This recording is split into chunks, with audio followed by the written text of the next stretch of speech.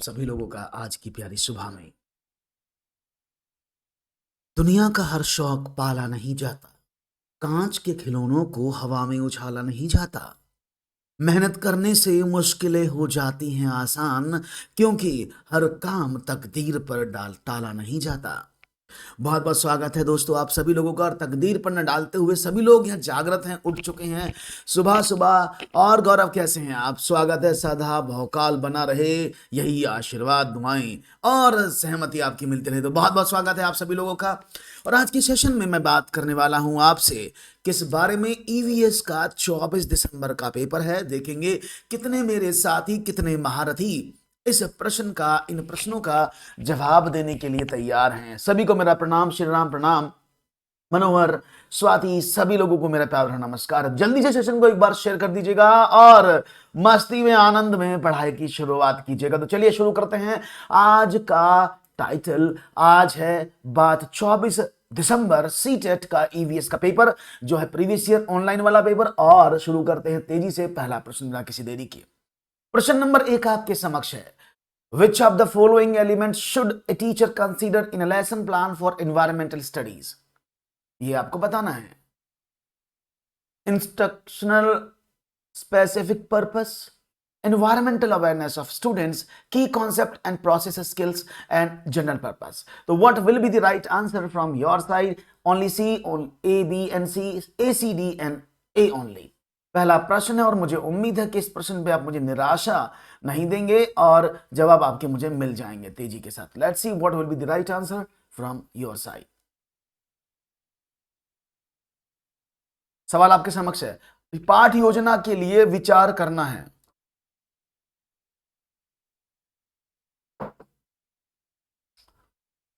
रखने के लिए विचार करना चाहिए जी। अनुदेशन, विशिष्ट उद्देश्य, छात्रों को पर्यावरण सजगता, प्रमुख अवधारणाएं और प्रक्रिया कौशल या सामान्य उद्देश्य। तो पाठ योजना में इनमें से कौन सा आप पाठ योजना सब बनाते हैं, लेसन प्लान सब बनाते हैं। और लेसन प्लान क्या होता है? किसी भी कंटेंट को प्रेजेंट करना। थैंक यू वेरी मच नफीस, शुक्रिया अभिषेक, शुक्रिया मनोहर। तो राइट ऑप्शन क्या मिलेगा? आपने कहा एबीसी। यानी आपको बता दें सब लोग अपने अपने जवाब देने की कोशिश कर रहे हैं, लेकिन मैं आपको बता दूं, आप जब पाठ योजना बनाते हैं तो आप किसी पर्टिकुलर टॉपिक को पढ़ाते हैं। आप याद है ना, जब भी आप लेसन प्लान बनाते हैं तो उसमें क्या होता है? उसमें अनुदेश विशिष्ट होता है, बिल्कुल सही। आप उद्देश्य रखते हैं, आप उसमें प्रमुख अवधारणाओं, कौशल, प्रक्रियाओं को एक्सप्लेन करते हैं और उसमें सामान्य उद्देश्य होते हैं। लेकिन अब एनवायरमेंट का बनाओगे तो लेसन प्लान में कब आपने पर्यावरण के प्रति सजगता का एक टॉपिक रखा? ये पर्यावरण के प्रति सजगता एक अवेयरनेस प्रोग्राम है। क्या इसे आप अपने लेसन प्लान में रखते हो? मुझे तो लगता नहीं। गौरव बिल्कुल सही कहा आपने, सी ऑप्शन एकदम सही है, क्योंकि वो रखना ही नहीं सकते। जब लेसन प्लान बनाओगे it's not possible to put पर्यावरण सजगता अवेयरनेस प्रोग्राम है, वो आप लेसन प्लान में कैसे रखोगे? वो अलग से कराते हैं ना। तो राइट ऑप्शन क्या होगा? ऑप्शन नंबर सी, ए, सी और डी, बी इसमें सही जवाब नहीं होगा। ठीक है, वेरी गुड, गौरव का सही है। हाँ बिल्कुल एकदम। सवाल आगे। किसी ट्रेन के मार्ग के समय सारणी का अध्ययन कीजिए। ट्रेन नंबर है 6335 नागरकोइल एक्सप्रेस। सारी ट्रेन नागरकोइल से चलती, कभी कभी तो मुझे ऐसा लगता है जितने भी ईवीएस के पेपर में सब में नागरकोइल से चली हैं ट्रेन। सूरत गांधीधाम जाती हैं। तो स्टेशन का नाम है, पहुंचने का समय, छोड़ने का समय, दूरी किलोमीटर में। तो गांधीधाम से निकलती है 6:15 पर, सूरत पहुंचती है 16:15 पर और 16:15 पर और 16:20 से छोड़ देती है किसको? सूरत को। और साथ में उसका जो किलोमीटर डिस्टेंस कवर करती है वो 530 करती है। अब आपको बताना है इनमें से एक्सप्रेस का एवरेज स्पीड क्या। और ये आप सब जानते हैं, इस बात को पहचानते हैं कि सवाल में क्या प्रतिक्रियाएं। Good morning, good morning.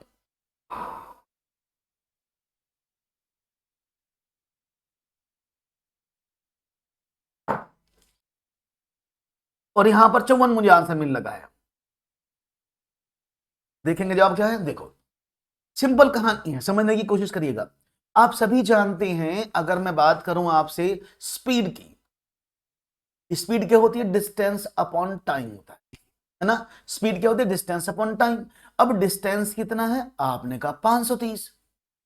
और भाई टाइम कितना है? अब टाइम कितना लगा? अब ध्यान रखिएगा, बात पहुंचने तक की हो रही है कि ट्रेन वहां से निकलने की बात में कब निकली, उसने बोला कितने बजे पहुंची, नहीं वो 6:50-15 पर निकली और सूरत पहुंच गई 16:15 पर। यानी यात्री तो 16:15 पर उतर गए होंगे, तो 00:10, तो 10 घंटे उसे लगे। तो 10 का डिवाइड कर दें, राइट ऑप्शन क्या आएगा? 53।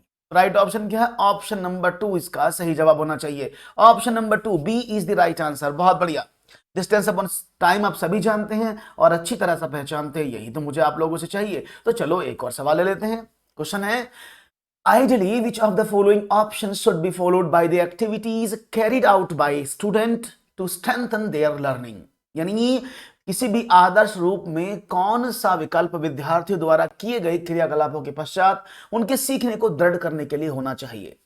घर पर किए गए क्रियाकलाप, ऑप्शन 2 कक्षा में आपसे विचार विमर्श, कक्षा द्वारा क्रियाकलापों का स्पष्टीकरण, या ईवीएस की कॉपी में रिकॉर्ड बनाए रखना। अब इनमें से चारों ही ऑप्शन देखने में प्यारे लगते हैं, अच्छे लगते हैं, लेकिन बात आती है इन चारों में से सही कौन सा है।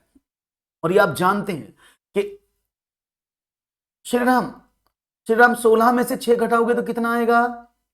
श्रीराम 16 में से 6 घटाओगे तो कितना आएगा? बताते हैं, अभी दोबारा बताते हैं। बात समझ में आ रही है? Is that clear? तो अब समझने की कोशिश करेंगे। सवाल में क्या है, बहुत ही तरीके से जवाब मिला। बहुत आसान सवाल था, क्योंकि जब भी आप कक्षा में बात करते हैं उन्होंने क्या सीखा, उसके पश्चात उसको दृढ़ करने के लिए हम क्या करेंगे, हम डिस्कशन मेथड को अपनाते हैं। कभी भी याद रखिएगा, किसी संकल्पना को मजबूत करने के लिए, बनाने के लिए हम जो मेथड यूज करते हैं वो कौन सा होता है? वो होता है उन बच्चों से बात करना, है ना। क्योंकि डिस्कशन में कुछ नए विचार जो उन्होंने समझा है वो सब उनके दिमाग में आता है। Is that clear? तो राइट ऑप्शन क्या हो जाएगा? ऑप्शन नंबर 2 हो जाएगा। Is that clear? बहुत बढ़िया है। श्री राम जी कुछ प्रॉब्लम हो रही शायद किसी बच्चे को। देखो, वो 6:15 पर यहां से चली और पहुंची कितने बजे है? 16:15 पर। तो जब इनको घटाओगे, यहां से यहां तक का जो समय उसने लिया है वो कितना होगा?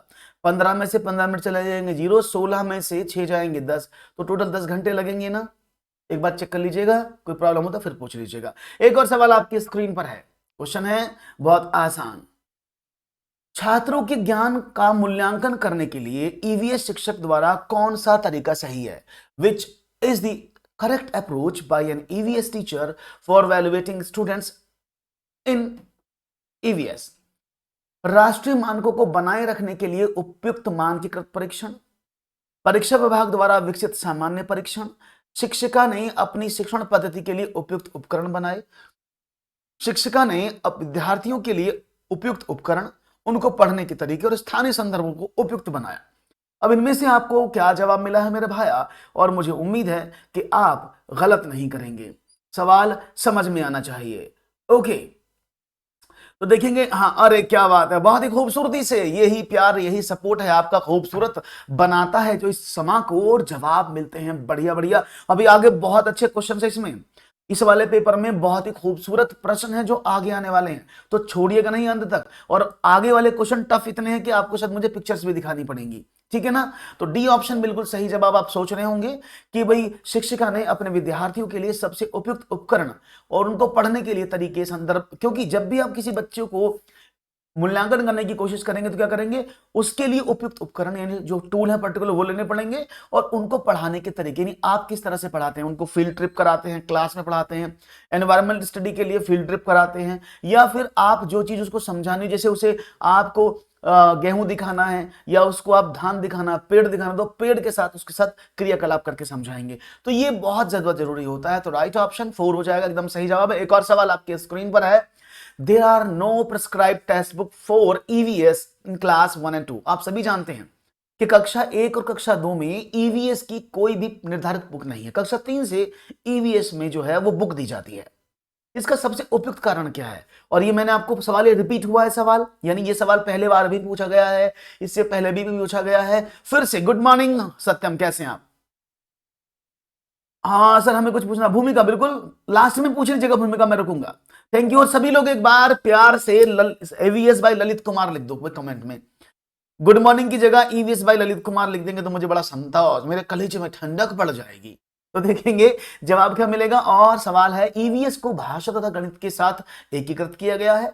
ईवीएस की पाठ्य पुस्तकें विद्यार्थी के लिए स्कूल के बस्ते में भारी बना देती हैं। गलत जवाब है। 1 और 2 के विद्यार्थी ईवीएस को सरलता से नहीं समझ सकते। क्यों नहीं समझेंगे? उनके अंदर आपको क्लास 1 से ही ईवीएस के गुण भरने होते हैं, ये भी गलत है। और कक्षा 1 और कक्षा 2 के विद्यार्थी ईवीएस जैसे अतिरिक्त विषय का बोझ नहीं सह सकते। अरे भाई, किसने क्या दिया कि अतिरिक्त सब्जेक्ट का बोझ नहीं सह सकते? सह सकते हैं बोझ। और लाइक इतने कम क्यों है भाई आज? ये बच्चे इतने सारे लाइक में कंजूसी क्यों? बिना कहे लाइक नहीं करेंगे क्या? चलो हम बोल देते हैं, ऐसी बात है। तो राइट ऑप्शन क्या? क्योंकि ईवीएस को गणित के साथ जोड़कर पढ़ाया जाता है।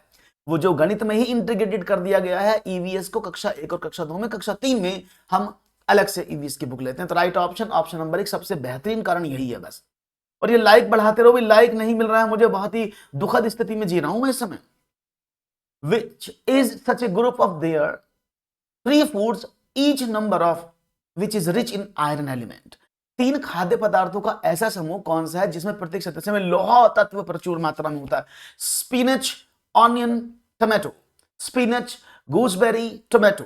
Spinach, jaggery, gooseberry, jaggery, cabbage, gooseberry. इनमें से आपको क्या लगता है कौन सा सही जवाब है? और देखेंगे जवाब हमें जी। अच्छा, नेट करने से खराब हो जाता है, ओके, तो खराब मत करो भाई, नेट पढ़ लो पहले, ठीक है। तो जवाब क्या मिलेगा? और यहां पर जवाब मिलेगा, देखो, पालक, प्याज, टमाटर। आप सभी ने इनको देखा होगा कहीं ना कहीं, कभी ना कभी। पालक को तो सब जानते हैं ना, पालक है, आलू है। इनकी कैसे जांच करते हैं? अगर आप किसी लोहे की चीज से, लोहे के चाकू से इनको काटते हैं तो वो थोड़ी देर में काला पड़ जाता है। आपने देखा होगा, आप पालक को काटे वो भी ब्लैक हो जाता है, आप आंवले को काटे तो भी ब्लैक हो जाता है। गुड़ में ऑलरेडी आयरन और कार्बोहाइड्रेट ठोक ठोक के बने हैं, क्योंकि गुड़ को तो कहा जाता है ना, अगर आपको इंस्टेंटली एनर्जी चाहिए, क्योंकि कार्बोहाइड्रेट क्या होता है? ईंधन होता है बॉडी का, है ना। बॉडी का ईंधन किसको मानते हैं? कार्बोहाइड्रेट को। तो अगर आप गुड़ खा लेंगे ना, तुरंत आपके अंदर इंस्टेंटली एनर्जी आ जाती है गुड़ से। उसी के अंदर आयरन सब कुछ भरपूर मात्रा में होता है। तो राइट ऑप्शन क्या होना चाहिए? बिल्कुल सही आपने कहा, पालक, गुड़ और आंवला। ये 3 चीजें ऐसी जिनके अंदर आयरन सबसे ज्यादा प्रचुर मात्रा में होता है। बहुत बढ़िया जवाब। और कति जहर अंग्रेजी बोल रहा हूं मैं, बिल्कुल जहरीला काम हो जाता हूं, don't worry. What is the animal which rotates its ear a lot in different directions which help it to collect outside sound? Dog, baboon, tiger, sloth। वह जंतु कौन सा है जो अपने कानों को अलग अलग दिशाओं में बहुत अधिक घुमा लेता है, जो बाहर की ध्वनि को इकट्ठा करने में उसकी सहायता करते हैं? कुत्ता, लंगूर, बाघ, स्लॉथ। भाई स्लॉथ तो बिल्कुल नहीं घुमाएगा, क्योंकि वो तो भैया शहंशाह आदमी है, वो जहां पड़ गए वहीं पड़े रहेंगे, उन्हें कान हिलाने की जरूरत ही नहीं पड़ती है ना। तो स्लॉथ को तो मैं कैंसिल कर देता हूं, क्योंकि स्लॉथ तो बिल्कुल सबसे आलसी जीव है पूरे ब्रह्मांड का, है ना। आगे बढ़े और देखते हैं जवाब में क्या था। आपने देखा होगा, इसको देखा है ना, ये क्या है? ये कुत्ता है। कुत्ता सिर्फ, डॉगी सिर्फ इतने कान हिला पा सकता ऐसे करके। और ये जो बंदर है, या आप इसको चिंपैंजी बोल सकते हैं, ये देखो हल्का सा कान घुमाएगा, इतना ही कान घुमा पाता, बस इतना सा। इसके साथ साथ अगर हम बात करते हैं टाइगर की, तो टाइगर अपने जो ईयर्स हैं इनको आगे पीछे पूरा ऐसे मोड़ लेता है, जिससे कि वो साउंड को कलेक्ट कर लेता है और दूर की साउंड को सुन पाता है। और स्लोथ अपने बिटिया के साथ, बच्चे के साथ सो रहा है आराम से, उसे कान हिलाने की जरूरत नहीं है। ठीक है ना, ये बात समझ में आई। तो राइट ऑप्शन क्या होगा? राइट ऑप्शन होगा इनमें से, समझ गए ना आप, क्या है सही जवाब? बिल्कुल, तो इनमें से सही जवाब है बाघ, राइट ऑप्शन टाइगर। आगे बढ़ते हैं, एक और सवाल आपकी तरफ, देखते हैं जवाब में क्या प्रतिक्रिया होती है। एक और सवाल है आपकी स्क्रीन पर, ये रहा। Which of the following is used by EVS teacher to assess the authentic learner ability of their students? What will happen? इनमें से किस का उपयोग ईवीएस के शिक्षकों द्वारा अपने विद्यार्थियों को प्रमाणिक सिखाने के लिए की क्षमता का आकलन करने के लिए कर सकते हैं? दत्त कार्य नोटबुक, यानी नोटबुक आपको देते हैं ना जिसमें आप होमवर्क करते हैं, उसको टेस्ट करके। तो ये होमवर्क वाला काम है, आप इसको जानते होंगे। होमवर्क तो शायद आप सभी को पता है, आप सबने कहीं ना कहीं होमवर्क जरूर किया होगा अपने घर में, है ना। उसके बाद दूसरा ऑप्शन आपकी स्क्रीन पर है, कक्षा में व्यवहार आपका किस तरह का बिहेवियर क्लास में। तो आप क्या प्रमाणिक चीजों को सीखने के लिए, ऑथेंटिक लर्निंग, प्रमाणिक लर्निंग है ये, प्रमाणिक लर्निंग सीखने के लिए जब उसकी क्षमता का आकलन करेंगे तो आप ये थोड़ी करेंगे वो उसका व्यवहार क्या है।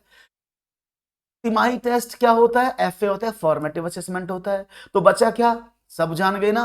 पोर्टफोलियो में उसका एक रिकॉर्ड होता है पर्टिकुलरली टाइम का, एक टाइम ड्यूरेशन में उस बालक का क्या बिहेव रहा, कैसे वो पढ़ा, क्या उसके मार्क्स आए, ये सब किस में आता है? पोर्टफोलियो में होता है। और पोर्टफोलियो टाइम के लिए डिसाइड होता है, 3 महीने, 6 महीने, 1 साल, इस तरह से आप अकर इंग्लिश कराऊंगा भूमिका, don't worry.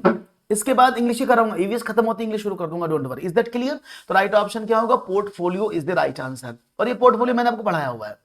Salim, Shahzada Salim, Salim wants to take students of primary class on a field visit while teaching the theme water. Which of the following site will this select? यानी सलीम जो है प्राथमिक क्लास के बच्चों को पानी विषय पढ़ाना चाहता है और उन पर वो फील्ड ट्रिप ले जाना चाहता है, तो इनमें से किस साइट का वो चयन करेगा?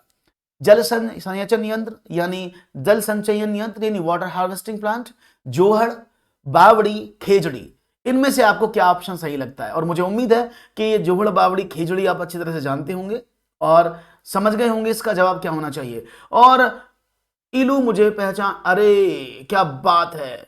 और राइट ऑप्शन मिलेगा A B C D. Parul ji thank you. D option मिल रहा मुझे ए बी और डी। क्या बात है, बहुत ही ए बी सी। क्या जवाब है? A C D.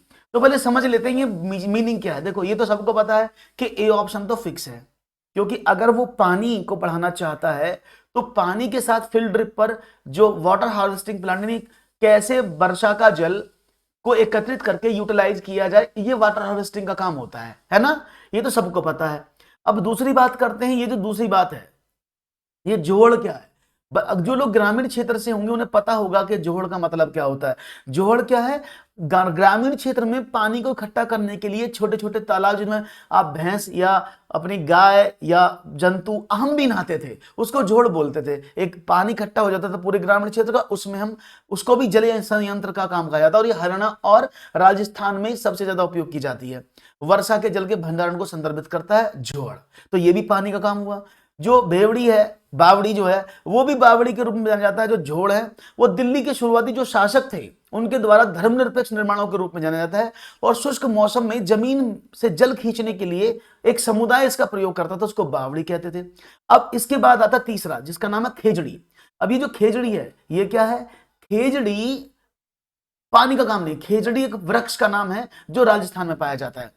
तो खेजड़ी ज्यादातर राजस्थानी इलाकों में पाए जाने वाला पेड़ है और वो बच्चों को जल संरक्षण के बारे में जानने मदद नहीं करेगा। मतलब क्या है? राइट ऑप्शन खेजड़ी नहीं है, बाकी सब है। तो खेजड़ी को हटा दो। खेजड़ी कहां गया?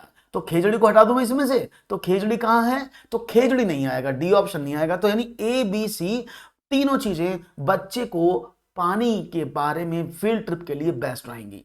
ठीक है, बात समझ में आ गई? बहुत बढ़िया जवाब है और उम्मीद है आपके प्रश्न हमेशा हमारे लिए खास हैं। एक और सवाल आपकी स्क्रीन पर, हमारा विश्वास है। ये रहा आपके सामने एक और नया प्रश्न। Tribals in our country have been using many objects, pots, sculptures, etc. made for bronze since thousands of years. Today also we use bronze our home. Choose the best statement about bronze from the following. कहां से जानते हो ना कहां से की मूर्तियां प्राप्त हुई? तो हमारे इसमें देश में आदिवासी लोग पहले बर्तन, मूर्तियां सब ब्रांज की यूज करते थे, कांसा जिसको बोलते हैं। और आज भी हम अपने घरों में कांसे का सामान का उपयोग करते हैं। तो कांसा जो है सबसे सर्वश्रेष्ठ क्या है इसके लिए कथन? कांसा एल्यूमिनियम, कॉपर, तांबा और जिंक का मिश्रण है। कांसा कॉपर यानी तांबा और जिंक से बना मिश्रण है। आयरन लोह और सिल्वर, चांदी आदि का मिश्रण है। कांसा कॉपर, तांबा, टिन का मिश्रण है। पीतल भी बोलते हैं इसको, ब्रांज को पीतल भी बोलते हैं। आपने पीतल का नाम सुना होगा ना? तो पीतल भी इसको, अगर हम लोकल लैंग्वेज में बात करें तो पीतल हम इसको बोल सकते हैं, है ना? तो पीतल जो होता है वो किसका बना होता है? और हमारे देश में किसको ब्राउन सिटी कहा जाता है? किसको कहा जाता है? पीतल नगरी।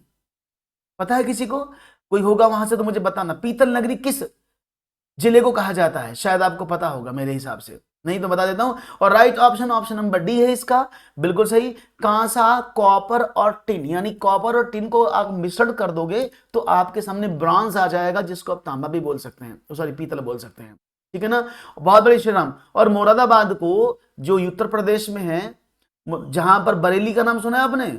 झुमका गिरा रे, याद आएगा ना? बरेली के बाजार में, उसके पास में ही है। ठीक है ना? मुरादाबाद यूपी, वहां पर जो है, हाँ वहां पर उस सिटी को, क्योंकि सबसे ज्यादा पीतल की जो फैक्ट्रियां वहां लगाई गई हैं, ठीक है ना, तो उसको बोलते हैं ब्रॉन्ज सिटी यानी पीतल नगरी। ओके, राइट ऑप्शन है। तो कॉपर क्या है? तांबा और टिन दोनों का मिश्रण है। राइट ऑप्शन डी जिन्होंने दिया है एकदम सही जवाब है। Which of the following is most appropriate strategy to teach EVS to visual impaired student? यानी जो बच्चे दृष्टिबाधित हैं, जो बच्चे देख नहीं सकते या उनको कम दिखाई देता है, ऐसे बच्चों को ईवीएस सिखाने के लिए इनमें से कौन सी सबसे उपयुक्त रणनीति है? बहुत ही अच्छा सवाल है और मैं चाहूंगा, हाँ रामपुर के पास, बिल्कुल सही कहा, चंद्रकांता रामपुर के पास है बिल्कुल। तो देखेंगे जवाब क्या मिलेगा। ऑडियो पाठ तैयार करें, स्पर्श सामग्री या बड़े प्रिंट का उपयोग करें, सरल आरेख को ठोस वस्तुओं के साथ अवधारणाओं की व्याख्या करें, ईवीएस पाठ को यथासंभव मूर्त बनाएं, यानी इसको क्या करें? कॉन्क्रीट बनाएं। तो राइट ऑप्शन क्या होगा जी? तो राइट ऑप्शन, मैं तो वहां घूमा हूं ना इसलिए मुझे याद है, मैं बहुत बार वहां गया हूं जी। तो राइट ऑप्शन क्या होगा आपकी तरफ से? देखेंगे आपका जवाब मिल रहा है मुझे ABCD। सब लोग क्या बात है, क्या सबने इनकी तैयारी कर चुके हैं? बहुत अच्छी बात है, क्योंकि आप देखिएगा जो दृष्टिबाधित बच्चा है वो क्या करेगा? सुन सकता है तो सुनने की क्षमता उनकी डबल हो जाती है, तो ऑडियो कर सकते हैं आप। स्पर्श सामग्री क्योंकि वो छू सके, ब्रेल लिपि को पढ़ते हैं तो छू कर समझ सकते हैं चीजों को, तो ब्रेल लिपि में वो काम कर सकते हैं, ये भी कोई प्रॉब्लम नहीं है। तीसरी बात आती है सरल आरेख। अब देखो, जब वो आरेख को देख ही नहीं पाएंगे, उनको दृष्टिबाधित है, वो प्रॉब्लम है, तो आरेख को वो नहीं देख पाएंगे। अच्छा मुराद में ही चंद्रकांता, तो क्या करेंगे? तो यानी ये तो गलत हो गया ना, सरल आरेख को ठोस वस्तुओं के साथ अवधारणाओं की व्याख्या करना, क्योंकि आप जो है ना, जो ठोस वस्तु हैं और जो सरल आरेख हैं वो उनको नहीं देख पाएंगे, तो देख के नहीं के कारण वो एक दृष्टिबाधित बच्चे के लिए उपयुक्त साधन नहीं रहेगा। बाकी सब ठीक है, मूर्त बनाने की कोशिश करेंगे, मूर्त बनाने उनको छूने का मौका देंगे, किसी चीज को छूकर स्पर्श करें, मूर्त वस्तुओं को छू सकते हैं ना, इसलिए तो A, B एंड D इसके सही जवाब है। बाकी तीन तो यानी आपको ईवीएस जब अगर पढ़ना है तो आपको डिटेल में चीजें जाननी होंगी, समझनी होंगी। एक और सवाल आपके स्क्रीन पर मैं रख रहा हूं, चलिए। Students of class third learn about their family member. जैसे कि आप जानते हैं परिवार और मित्र हमारा एक चैप्टर है, एक थीम है ईवीएस की। Then move on the family tree. क्या होता है? In class 4 the idea of family interaction and class 5 the curriculum approach in this theme. क्या होना चाहिए? कक्षा 3 के छात्र अपने परिवार के सदस्यों के बारे में सीखते हैं और फिर वंश वृक्ष की ओर बढ़ते हैं। पहले तो परिवार में देखा, ये मेरा चाचा है, ये मेरा मामा है, मेरा फूफा है, मेरी फूफी है, मेरे दादा है, मेरी दादी, यानी इस तरह से वो परिवार के सदस्यों के बारे में सीखता है। उसके बाद वो वंश वृक्ष की ओर बढ़ता है, यानी कैसे कि ये मेरे टिल्लू दादा थे, टिल्लू दादा के 2 बालक थे, एक रामभूल एक फूलचंद, इनके 2 बच्चे फिर हो गए, एक का नाम था रामप्यार, एक का नाम था हरबीर, उधर था रामप्यारी, उधर था फूलवती। तो यानी वो अपने इस पूरे वंश वृक्ष को समझने की कोशिश करता है और कक्षा 5 में वो पारिवारिक बातचीत और विचारों के लिए तैयार हो जाता है। तो इस चीज को पाठ्यक्रम में कौन सा सही दृष्टिकोण आपको लगता है? सही जवाब क्या होगा? और ऑप्शन नंबर डी मुझे मिल रहा है, स्थानीय से वैश्विक की तरफ। अब देखिए एकदम सही जवाब आप दे रहे हैं अगर आपने option number local to global चुना है, बिल्कुल सही बात है, क्योंकि बच्चा स्टार्टिंग में लोकल यानी वो अपने ही लोगों के दायरे में रहता है, उसके बाद धीरे धीरे वो कहां बढ़ता है? वंश वृक्ष को जानता है, कौन कौन थे हमारे इतिहास में हमारे दादा दादी कौन थे। उसके बाद वो क्या करता है? उसके बाद वो पारिवारिक बातचीत और विचारों के माध्यम से आगे बढ़ता है। तो यानी वो स्थानीय लोकल चीज से कहां जाता है? ग्लोबल की तरफ जाता है, स्थान से वैश्विक की तरफ जाता है। तो right option option number D अगर आप चूज कर रहे हैं एकदम सही जवाब है। थैंक यू अभिषेक जी, लिखते रहो बढ़ाते रहो। एक और सवाल, क्वेश्चन है the title of the next given by the president of our country in the 5th book। कक्षा 5 की किताब में राष्ट्रपति साहब द्वारा, माननीय राष्ट्रपति जी द्वारा 5वीं की पुस्तक में एक पाठ दिया गया, उसका शीर्षक बताओ। मच्छरों की दावत, मस्कीटोज फीस्ट, फिर चला काफिला, देन द कॉन्वे वेंट, उसी से ठंडा उसी से गर्म, colder than that heat hotter than that, बूंद बूंद दरिया दरिया। इनमें से कक्षा 5 की किताब में कौन सी बुक है? बिल्कुल सही कहा सत्यम, किताबों से बाहर की दुनिया में जोड़ने की कोशिश करें। अरे क्या बात है, बहुत बहुत Shriram, very good, well done, मुझे यही चाहिएगा। तो देखेंगे जवाब पर क्या मिलती है प्रतिक्रिया और जानेंगे जवाब। सी ऑप्शन मिल रहा है मुझे, उसी से ठंडा उसी से गर्म, और एकदम सही जवाब है। यह है कहानी उसी से। कक्षा 5 का चैप्टर में आपको याद दिला दूं, अगर आपने नहीं पढ़ा समझ लेना। ये एक लकड़हारे की कहानी है जहां पर वो बहुत गरीब होता है उसके पास, और सर्दी पड़ रही होती है, तो उसी चूल्हे से वो तापता है, उसी चूल्हे पर वो आलू उबाल कर गरम गरम आलू खाने की कोशिश करता है। कहानी इस तरह से चलती है। है ना, याद है ना आपको, अगर आपने पढ़ी है तो मतलब उसी से ठंडा उसी से गर्म, ये जो है ये कहानी है आपकी कक्षा 5 की, जो राष्ट्रपति महोदय ने क्लास में इनबिल्ट की। Is that clear? तो राइट ऑप्शन ऑप्शन नंबर 3 समझ में आया। सी, इसलिए मैंने आपको पिक्चर भी दिखा देता हूं जिससे कि आपको प्रॉब्लम ना हो। One of the main objective of teaching EVS at primary level is to enable the students to, यानी किसी भी बालक को प्राथमिक स्तर पर ईवीएस पढ़ाने का प्रमुख उद्देश्य क्या है, उसको योग्य बनाना है। क्या? उच्च प्राथमिक स्तर की पढ़ाई हेतु पर्यावरण संबंधी प्रत्यय अर्जित करे, यानी जो उच्च माध्यमिक की आप पढ़ाई कराने की बात करें उसके लिए वो प्रत्ययों को इकट्ठा करने की कोशिश करे। दूसरा ऑप्शन आपके समक्ष है, उसको भी देख लेते हैं। भाई ये तो मेरे सबसे उच्च प्राथमिक स्तर की पढ़ाई करने है, तो भाई यानी उस सवाल में क्या कहा गया कि प्राइमरी लेवल पर बच्चा उच्च प्राथमिक की तैयारी करे। क्या ये सही जवाब होगा? मुझे तो लगता नहीं सही हो, क्योंकि मैंने आपका आंसर साफ मना करता है, बच्चा जिस कक्षा में उसको उसी की पढ़ाई कराओ। परंपरागत विषयों के परे विद्यार्थियों की रुचि का विकास करने में मदद करेगा। नहीं, जो परंपरागत विषयों के, अब जो परंपरागत विषय हैं वो बच्चों के ट्रेडिशनल सब्जेक्ट में इंटरेस्ट क्रिएट करेगा। बात कर रहे हैं हम योग्य बनाने की, ये भी गलत है। वह ऐसे कौशल अर्जित करें जिनसे वो स्वतंत्र रूप से पर्यावरण को बचाने हेतु क्रिया करें, यह हो सकता है। और विद्यार्थी कक्षा की शिक्षा को, बहुत ही बढ़िया, अब इसका भी तोड़ मिल गया। क्यों? क्योंकि एनसीएफ क्या कहता है, प्राथमिक उद्देश्य है कि बालक को कक्षा की बाहरी दुनिया से जोड़ने का प्रयास करो, जिससे कि वो चीजों को समझ जाए, जान जाए और मान जाए। और राइट ऑप्शन ऑप्शन नंबर 4 एकदम सही है। और लाइक की कंजूसी इतनी ज्यादा हो चुकी है कि ऐसा लगता है एक एक लाइक 1-1 करोड़ रुपए का बिक रहा है, और मास्टर जी को 1-1 करोड़ रुपए देने पड़ेंगे तब जाके आप लाइव करोगे। भाई बड़ा ही दुराचार है। ये दुष्ट आत्माएं सुबह सुबह कैसे जाग जाती हैं, इनको सुलाओ वापस। अंदर से 2 बार हाथ जोड़ के आओ, जिससे कि वो आत्मा बाहर निकल के आपकी स्वयं की आत्मा आ जाए और जल्दी से वो लाइक करने की तरफ बढ़ जाए। एक और सवाल आपकी स्क्रीन पर है, ये रहा, दीजिए का जवाब। अच्छा सवाल होगा, समझने की कोशिश करेंगे। सवाल है कुछ इस तरह से, उस क्रियाकलाप को चुनिए जो अन्य क्रियाकलापों से भिन्न है। चाय बनाना, तैरना, कंघी करना, आटा गूंथना। बहुत ही बढ़िया। To make tea, swimming, combing और कैंडलिंग। इनमें से कौन सा जवाब होगा? अरे हाँ, लग रहा है बहुत अच्छा काम कर दिया है दवाई ने, सबने हाथ जोड़ लिए सुबह सुबह। बुरी आत्माओं को शायद टल गया है आपसे जी, लग रहा है। हाँ, बुरी आत्माओं को शायद टल गया है, लाइक ऊपर वो बढ़ा है। तो देखिए जवाब क्या मिलेगा, कंघी करना, आटा गूंथना, तैरना, इनमें से अलग कौन सा है? और आपको बता दे, तैरना मुझे मिल रहा है सबसे अलग है। और राइट ऑप्शन सी दिया जा रहा है, बहुत ही धमाकेदार एंट्री सुदर्शन जी की। और यहां पर डी ऑप्शन आपने दिया है, किसी ने चाय बनाना दिया है, किसी ने, अरे भैया मुझे एक बात बताओ, आप सब लोग अपने अपने आंसर दे रहे हैं। सी ऑप्शन, सी ऑप्शन कैसे हो जाएगा? अफसोस के साथ हमें बताना पड़ रहा है कि आपके द्वारा चुना गया विकल्प गलत है। कृपया पुनः प्रयास करें और सही उत्तर की तलाश करें। अतः आपका विकल्प गलत सिद्ध होता है। सही जवाब है विकल्प नंबर 1, कंघी करना। कंघी करना कैसे? ऐसे ऐसे कंघी करना। अब मुझे बताओ, इस कंघी करने में देख रहे हो ना, अब मैं कंघी कर रहा हूं ऐसे करके। हालांकि ये स्टाइल है, मेरे बाल खराब हो रहे थे, मैं सोचा एग्जाम्पल कब आएगा जिससे कि मैं अपने बाल सही कर लूं। तो ये कंघी करना है, इसका मतलब क्या है? इस कंघी करने का मतलब क्या है, समझ रहे हो बात को जी? इसका मतलब साफ साफ ये है, आपका कमेंट देख लिया श्रीराम, बाद में आया, बहुत पहले आप भी सी ही बोल रहे थे, अभी आपने एक किया है ना, देख लिया मैंने। तो मतलब क्या है भाई, आटा गूंथने में आटा बिना, बिन पानी सब सून, रहीमन पानी राखिए बिन पानी सब सून, पानी गए ना उबरे मोती मानस चून। तो भाई चून यानी आटे को गूंथने के लिए पानी की जरूरत, तैरने में के लिए खाली में तैरोगे पानी की जरूरत, चाय बनाने के लिए पानी की जरूरत, लेकिन कंघी करने के लिए बताओ मुझे कहां पानी लगाना पड़ा? तो पानी की जरूरत नहीं पड़ेगी।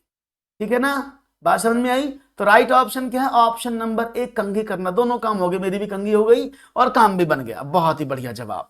आगे बढ़ते हैं, एक और सवाल की बात करते हैं और एक और प्रश्न आपके स्क्रीन पर रखते हैं। ये रहा, नीचे दी गई दिल्ली गाड़ी है, सारणी है, उसमें दिल्ली में पेट्रोल और डीजल के मूल्य का अध्ययन कीजिए। कौन कहता है कि सीटेट में परसेंटेज नहीं आता? आया ना परसेंटेज, देखो परसेंटेज निकालना है ना वृद्धि, तो मैंने कहा ना परसेंटेज आता है, तो सीटेट में ये मत सोचना कि परसेंटेज नहीं आया, देखो ईवीएस में आ गया, समझ रहे हो ना, ईवीएस में भी परसेंटेज आ गया। ठीक है ना जी। अच्छा ए दिए, तो मैंने किसी और का देख लिया श्री राम। हाँ, ये मैंने बताया है कि आपने सी ए दिया है, मैंने ए तो देख लिया आपका। चलिए तालियां भी श्री राम के लिए, बहुत बढ़िया। आगे बढ़ते हैं, सवाल देखते हैं कि तेल 2020 में 2021 में। अब देखो अगर मैं डीजल की बात करता हूं, डीजल क्या था, परसेंटेज कैसे निकालते हैं समझिएगा। डीजल के भाव 81 रुपए से 90 रुपए 72 पैसे हो गए। तो डीजल का भाव जब कितना बढ़ गया, आपने कहा 90 रुपए 72 पैसे हो गया, 81 रुपए पहले था, तो कितना हो गया 72 पैसे यहां बचे और 9 रुपए। तो 9 रुपए 72 पैसे की इंक्रीमेंट हुआ इसमें, ये बात समझ रहे हैं, 9 रुपए 72 पैसे का इंक्रीमेंट हुआ ना। जब 9 रुपए 72 पैसे का इंक्रीमेंट हुआ तो परसेंटेज कैसे निकालते हैं, कितना था पहले, आप कहेंगे 9 रुपए 72 पैसे था, कितने पर, 81 रुपए पर, मल्टीप्लाई बाई 100, परसेंटेज निकल जाएगा। तो 972 बटा 100, 81, 81 एकम 81, 81 दूनी 162, 12, तो इसका तो हो गया 12%। अब दूसरे की बात कर लेते, दूसरे में क्या हुआ, उसने बोला कि भाई ये जो रेट था 92 से बढ़कर 102 रुपए 12 पैसे हो गया। इसका मतलब कितना हुआ, इसका मतलब हुआ कि कितनी इंक्रीमेंट हुआ, 102.12 में से आपने 92 घटा दिए, तो कितना बचा 12 और 10, तो 10 रुपए 12 पैसे बढ़ गया। कितने पर बढ़ा 10 रुपए 12 पैसे, ये बढ़ा 92 रुपए पर, और मल्टीप्लाई बाई 100। अब देखो ये हो गया 1012 बटे 92, तो 92 एकम 92 और 92 एकम 92, 11%। तो यानी बात करें तो a option, B option, C option, D option, तो ए ऑप्शन सही हो जाएगा ना कि 12% डीजल बढ़ा और 11% पेट्रोल बढ़ा। क्लियर है, बात समझ में आ गई सबको। 10 क्यों आएगा गुंजा, राइट ऑप्शन ए होगा, 12% और 11%। प्लीज फोकस, मैथमेटिक्स में भी देखो यहां पर भी परसेंटेज दे दी, जबकि ईवीएस से कोई मतलब नहीं, लेकिन हमें ईवीएस में भी सवाल मिल सकते हैं। ये सवाल इस बात का गवाह है कि आपको ईवीएस में भी इस तरह के प्रश्न मिलने वाले हैं। ओके, आगे बढ़े, एक और सवाल, हालांकि हमने पढ़ा दिए हैं बहुत बार आपको, फिर भी आगे बढ़ते हैं। EVS students of class 5th, how many grams granules will be required to fill a small box, यानी जो एक डब्बा है उसको भरने के लिए कितने चने के दानों की आवश्यकता होगी। इस क्रियाकलाप द्वारा कौन सी प्रक्रिया कौशल का विकास होगा, बच्चे को बताना है। संप्रेषण यानी कम्युनिकेशन, वर्गीकरण क्लासिफिकेशन, एप्लीकेशन यानी प्रयोग करना, और अनुमान लगाना मींस गैसिंग। इनमें से आपको कौन सा लगता है जवाब सही होगा, आपकी तरफ आंसर लगेगा। सत्यम जी अब दोबारा से मैं आज शाम को 7:30, हाँ भाई आपको एक इंपॉर्टेंट अनाउंसमेंट कर दूं, आज शाम को मैथमेटिक्स के जो हैं पेपर 2 को सॉल्व करना शुरू करेंगे। जितने भी पेपर मेरे पास मुझे मिलेंगे, पेपर 2 को आज हम सॉल्व करना शुरू करेंगे, ठीक है ना। तो कुछ है मेरे पास 8-7 पेपर, 10 पेपर, उनको डेली शाम को 7:30 बजे, जिससे कि आप लोगों की जो मैथ्स है वो मजबूत बन जाए, ठीक है ना। तो 7:30 बजे मैथ्स पेपर 2 में शामिल हो जाइएगा और आनंद की प्राप्ति कीजिएगा। सवाल आपके जी बिल्कुल सही बात है, सवाल में ही उत्तर था कि भाई उसमें अनुमान लगाने की बात की, तो बच्चे अनुमान में गैसिंग ही करेंगे। इसमें कितने आ सकते हैं, दैट इज विजुअलाइजेशन आल्सो, इसको हम इंग्लिश में विजुअलाइजेशन भी बोल सकते हैं। Good morning Jyoti, is that clear, very good, यही तो मुझे चाहिए आपसे। एक और सवाल आपके स्क्रीन पर, चलो आसान था ये तो। At the primary level, the test book of EVS are carefully designed so that the wrong concepts are not formed in the students during teaching learning. Which characteristic features of test book according to you are best suited for this? प्राथमिक कक्षाओं पर जो EVS की किताबें वो बड़े ध्यानपूर्वक से बनाई जाती है, क्योंकि उससे विद्यार्थी सीखते हैं, और वो सीखते समय अगर कुछ उसमें गलत अवधारणा आ गई तो उसको गलत सीख जाएंगे। तो इसमें से सबसे अच्छी विशेषता कौन सी होनी चाहिए ईवीएस बुक की, उपयुक्त सभी, यानी जो भी नीचे लिखे हैं वो सब ठीक है। ऐसे प्रत्योग जो कम आयु के विद्यार्थियों को समझ न आए उन्हें परिचयात्मक स्तर पर दिया जाना चाहिए, परिचय मतलब इंट्रोडक्टरी लेवल पर दिया जाना चाहिए। महत्वपूर्ण प्रत्ययों की परिभाषाएं पाठ्य पुस्तक में दी जाएं।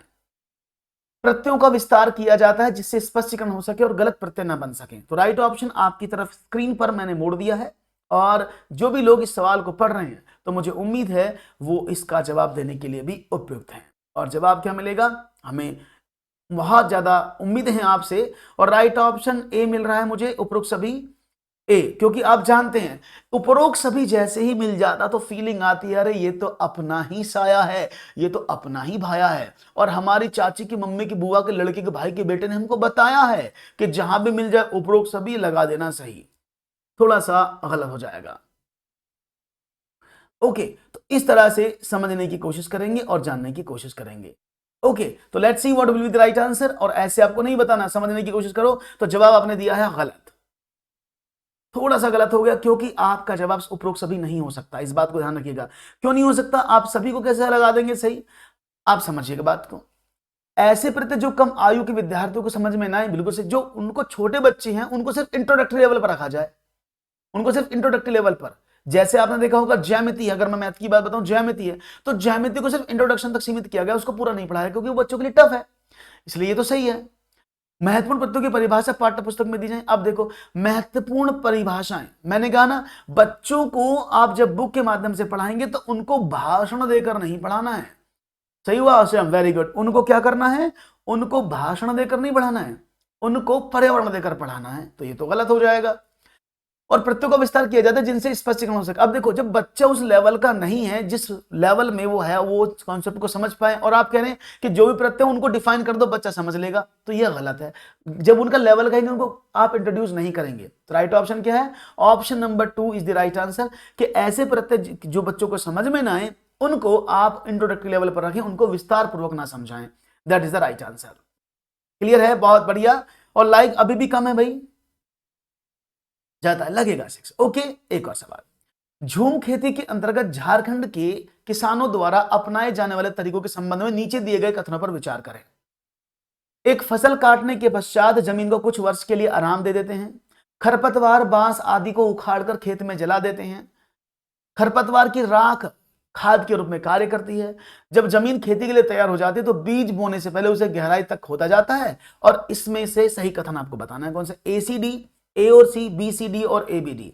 तो मुझे उम्मीद है कि आपके जवाब मुझे सही मिलेंगे। और झूम खेती के बारे में, शायद झूम कल्टीवेशन के बारे में सब लोग जानते भी हैं, और हमें उम्मीद है कि आपका जवाब हमें सही मिलेगा। सोच समझ कर दीजिएगा आंसर। और यहां पर मिल रहा है A C D, B B D, सब लोग अपने अपने आंसर देने की कोशिश करेंगे। और आपको बता दें, झूम खेती झारखंड में, जैसे आपको मैंने बताया, की जाती है। और उसका रूल समझ लो पहले है क्या। झूम खेती में क्या होता है, जंगल के जंगल होते हैं और उन जंगल को एक पूरे गांव द्वारा ले लिया जाता है, मतलब पूरा गांव जो उस जंगल को लेकर वहां पर खेती करता है। लेकिन सबसे बड़ी बात क्या है, ये तो बात सही है कि फसल काटने के बाद उसको हम छोड़ देते हैं कुछ समय के लिए, जिससे कि उसमें दोबारा पेड़ पौधे उग जाएं। खरपतवार, बांस आदि को जलाया तो जाता है, लेकिन उखाड़ने की जरूरत नहीं पड़ती है। जंगल में ही आग लगा दी जाती है, उखाड़ने की आवश्यकता नहीं पड़ती, जैसा जंगल उसी में आग लगा दी। खरपतवार खाद के रूप में काम करते, बिल्कुल सही बात है। और झूम खेती में जब फसल तैयार हो जाती है तो उसमें मैंने पढ़ाया था ये आपको, बीज बोने से पहले बस ऊपरी सतह को खुरपी से हल्का सा भुरभुरा करके डाल दिया जाता है, गहराई तक नहीं जोता जाता। झूम खेती में सिर्फ हल्का सा उसको चलाकर ही बो दिया जाता है, ऊपर से, है ना? याद है ना आपको? तो इसलिए राइट ऑप्शन क्या होगा? ए और सी सही है, बी और डी गलत है। देखो, एक एक वर्ड बदलते हैं पेपर में, छोटा छोटा सा वर्ड बदला हुआ है ना, तो ये अधिकांश गलत हो जाता है बच्चों का, क्योंकि वो डिटेल में नहीं पढ़ते हैं। तो डिटेल में जरूर पढ़ते रहिएगा, जिससे कि आपकी गलती ना हो। और आपने बहुत अच्छे से यहाँ शाबाशी दी है सवाल को। राइट ऑप्शन हो जाएगा ऑप्शन नंबर ए और सी ओनली, बी और डी गलत है। एक और सवाल, ये इंग्लिश में भी है। The city of Kannauj is famous for perfume. The city is a district of a state in India whose name is what? ये तो बहुत आसान है। कन्नौज शहर इत्र के लिए प्रसिद्ध है। यह शहर भारत के किस राज्य का जिला है जिसका नाम है? और इतना आसान सवाल है। मैं मुझे पता है राजेश जी, मिजोरम में होती है, मुझे पता है, लेकिन मैं इसमें कोई चेंज नहीं कर सकता, क्योंकि झूम खेती मैंने भी कहा पढ़ाई, मिजोरम में पढ़ाई। लेकिन ये मेरी गलती नहीं है, एक्चुअली आयोग में ही ये सवाल दिया गया है, ठीक है ना? ये आयोग में ही सवाल ऐसा दिया गया था, तो इसलिए मैं एक बार चेक कर लेता हूं। झूम खेती के अंतर्गत झारखंड के किसान द्वारा, तो ये मेरा देन नहीं है, ये मेरे द्वारा नहीं किया गया, आयोग में ही लिखा हुआ आया था। और उनके क्वेश्चन को मैं एज इट इज रखूंगा, उसको काट नहीं सकता। हालांकि मुझे भी पता है, हाँ मुझे पता है, मैंने बहुत बार मिजोरम में पढ़ा है, लेकिन झारखंड में भी कुछ ना कुछ होता हो, जब तो उन्होंने दिया इसमें, ठीक है ना? ठीक है ना? तो ये मेरा नहीं है, ये झारखंड मैंने नहीं लिखा है, ये झारखंड वहीं से लिखाया पेपर में। झूम खेती मिजोरम में बहुतायत रूप से की जाती है, ये मैं भी आपके साथ तैयार हूं। तो यहां पर आयोग की गलती है, क्योंकि उन्होंने लिखा है। और आपने पहचाना राजेश, बहुत अच्छी बात है। ये झारखंड नहीं मिजोरम में होती है, मैं भी इस बात के साथ सहमत हूं, और मैंने पढ़ाया भी आपको मिजोरम, ठीक है ना? तो ये आयोग के द्वारा किया गया सवाल है, ये जैसे आयोग ने दिया वैसे ही मैंने आपके सामने रख दिया है। ओके, तो देखेंगे एक और जवाब क्या मिलता है आपकी स्क्रीन पर। तो let's see what will be the right answer. Question आपके समक्ष, सबको पता है इसका आंसर क्या होना चाहिए कि भाई ये कहां होती है, उत्तर प्रदेश, उत्तराखंड, गुजरात, महाराष्ट्र, इसमें से कौन से हैं आपके जवाब, और आप सब जानते हैं। और आपने कहा ए पर फिर प्यार आया है, और बिल्कुल सही बात, उत्तर प्रदेश। कन्नौज जो है जिला वो उत्तर प्रदेश का है, उत्तर प्रदेश में कन्नौज जिला पड़ता है जहां का इत्र पूरे वर्ल्ड में फेमस है। हाँ वो मुझे पता है जी, मैं जानता हूं। मिजोरम में होती है राजीव खेती, ये आयोग ने झारखंड लिखा है, ठीक है ना। आगे बढ़े, चलो ओके। अब देखो सवाल की बात, 20 कन्नौज शहर की हम बात कर रहे थे, ये कन्नौज वाला यंत्र है। कन्नौज बहुत ही फेमस है, वर्ल्ड फेमस। कन्नौज में हाइड्रो डिस्टिलेशन तकनीक से बनता है इत्र। लगभग 200 छोटी, मध्य और बड़ी डिस्टिलरीज वहां पर अवेलेबल है। अल्कोहल की जगह सुगंधित तेल का होता है इस्तेमाल, और वुड्सकी, फ्लोरल, मस्की और एंड्रोजन इत्र मशहूर है वहां के बहुत ज्यादा, ठीक है। हाँ वो मैं भी बता रहा हूं आपको। हाँ, जो भी होगा, मुझे भी मिजोरम के बारे में पता है, मैंने मिजोरम पढ़ा, लेकिन जब आयोग ने झारखंड लिखा, जिसके पास क्वेश्चन पेपर होगा वो जानता है इसका मतलब क्या है, क्योंकि ये मेरे वहां पर ऐसे दिया गया है। चलो क्वेश्चन है, निम्नलिखित में से 3 राज्य उस समूह को चुनिए जिनके समुद्र तट बंगाल की खाड़ी पर है। अब बंगाल की खाड़ी पर कौन कौन सी, ये आपको बताना है, और मुझे उम्मीद है कि बंगाल की खाड़ी पर आपको जवाब जरूर मिलेगा। हाँ होती है चंद्रकांता, मैं भी कह रहा हूं, झारखंड में, मिजोरम में। नेक्स्ट क्वेश्चन, ये थोड़ी हुआ है अभी। उस समूह को चुनिए जिनके समुद्र तट बंगाल की खाड़ी पर हैं। तो from the following select the group of 3 states whose coast lines on the bay of Bengal. और बे ऑफ बंगाल की मैं बात कर रहा हूं, बे ऑफ बंगाल में कौन सा आपका जवाब होगा। और ये सब जानते हैं कि बे ऑफ बंगाल, मैंने अरब, देखो पूरे मैप को घुमा घुमा कर आपसे पूछा जा रहा है, आप खुद देखिएगा, पूरे मैप को आपको घुमा घुमा कर पूछा जा रहा है। और इस पूरे मैप को घुमा घुमा कर इसलिए पूछा जा रहा है क्योंकि आपको पता होना चाहिए कि मैप में कौन कौन सी चीजें कहां पर आ रही है, इसीलिए आपसे शायद बार बार पूछा जा रहा है, ठीक है ना। तो देखेंगे जवाब क्या मिलता है जी, लेट्स सी।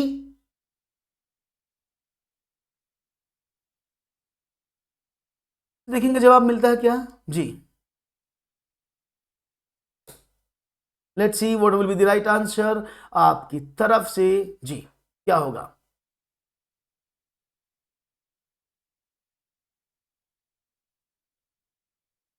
तो जवाब पर मिलेगी आपका, सवाल का जवाब क्या मिलेगा, let's see what will be the right answer, और हमें मिलेगा क्या। और जी, तो आपका जवाब होना चाहिए सही, और आपके उत्तरों की प्रतीक्षा है हमें भी। जवाब मिलेगा क्या, तेजी से हम तैयार बैठे हैं आपके साथ जुड़ करके, और यहां पर सी ऑप्शन सबसे ज्यादा, डी ऑप्शन मिल रहा है। चलो देख लेते हैं जवाब क्या मिलता है जी। हाँ हाँ, उड़ीसा, उड़ीसा बिल्कुल ठीक है ना। और झूम खेती झारखंड में भी थोड़ी बहुत मात्रा में होती है, ये मैंने कभी पढ़ा था, लेकिन बहुतायत से मिजोरम में होती है, इस बात को करेक्ट कर लीजिएगा, आयोग ने कहा है। तो देखो आप सभी जानते हैं जब हम यहां से चले थे ऐसे, तो हमारा जो देश था वो ऐसे ऐसे ऐसे चल के बढ़ता ना ऐसे, तो इधर सारा क्या था, अरब सागर, इसका मैं मैप लगाना भूल गया, अरब सागर, और इधर क्या था, इधर था बे ऑफ बंगाल, है ना। तो यहां पर क्या आता है, यहां पर आता तमिलनाडु आता है ना, आंध्र प्रदेश आता है और उड़ीसा आता है। तो यहां पर तीनों राज्य जो हैं वो आंध्र प्रदेश, तमिलनाडु और उड़ीसा, जो राइट हैंड की तरफ होते हैं उनमें यहां पर यह काम किया जाता है, ठीक है। बात समझ में आ गई, क्लियर है, कोई प्रॉब्लम तो नहीं है। डी करेक्ट है, T N P Orissa, very good, sequence में चलता है।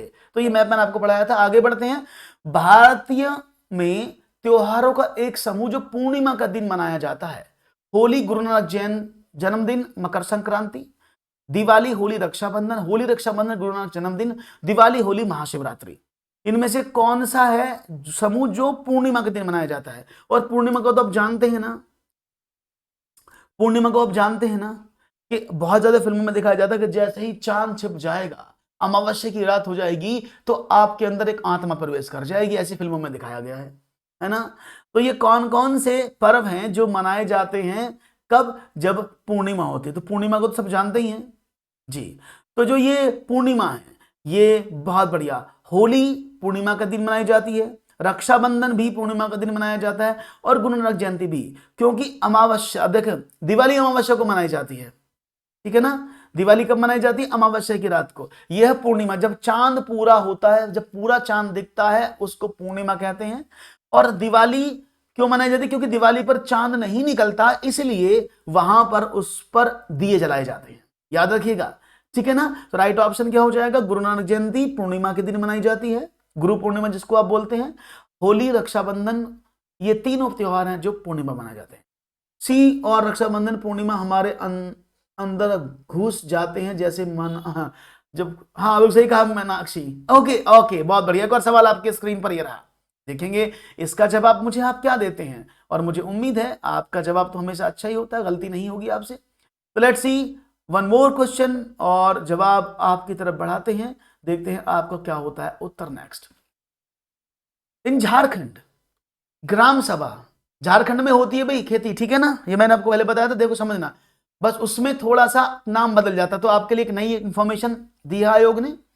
Jharkhand gram sabha panchayat allots lands to cultivation by lottery, a special unit called tin is use this land allotment, this unit means, Jharkhand ग्राम में एक लॉटरी द्वारा खेती की जाती है। और मुझे याद आ गया, ये जो लॉटरी वाली खेती है ना, इसके माध्यम से झूम खेती की जाती है, ठीक है ना। तो झारखंड में भी झूम खेती का नोट कर लीजिएगा, झारखंड में राजेश जी सभी लोग कर लीजिएगा, झारखंड में भी झूम खेती होती है, उसका नाम लॉटरी के नाम से होता है, लॉटरी खेती बोलते हैं उसको, ठीक है ना। चलो, तो इस भूमि के आवंटन में एक विशेष मात्रक यूनिट जिसे टिन कहते हैं उसका उपयोग किया जाता है। इस मात्रक यूनिट का क्या अर्थ है?